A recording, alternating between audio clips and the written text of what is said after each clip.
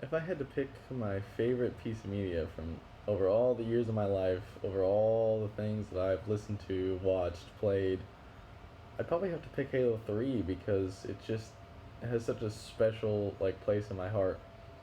I first encountered it back in 2007 when it came out, and I only got to play it because my dad, who was a big gamer back at the time, he played a lot of Halo, and that was the whole reason our family had Xboxes.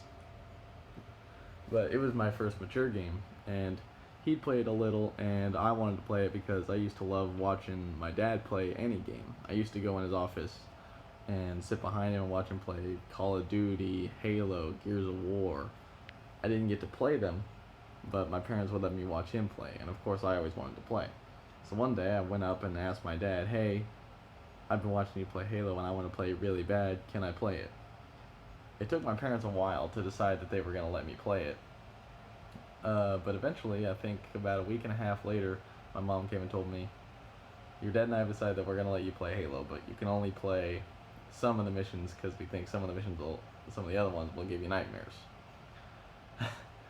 And so I played those missions, and I played them over and over and over again because I just loved them.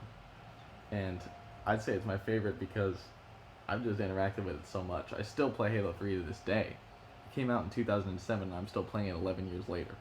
I can quote almost every line from the campaign. I've played it with friends over and over. I've got hundreds of hours in the multiplayer because I just love the game. I love the way it plays. I love the mechanics. I love the guns. I love the characters. I love the story. I love the world behind it, especially. The Halo world needs to be explored more in the mainline games, if you ask me. But Halo 3 will always be my favorite game, I think, of all time. And it inspired me because it was what drove me to play more games. Before, I just played like little kid games. I mean, I still love Crash Bandicoot and Spyro. Those were two games I grew up with. But that showed me better video game storytelling because Crash and Spyro didn't really have a story. Halo had a story, and it taught me that video games can tell stories and they can be engrossing and violent, but not gratuitously violent, and still tell an amazing story.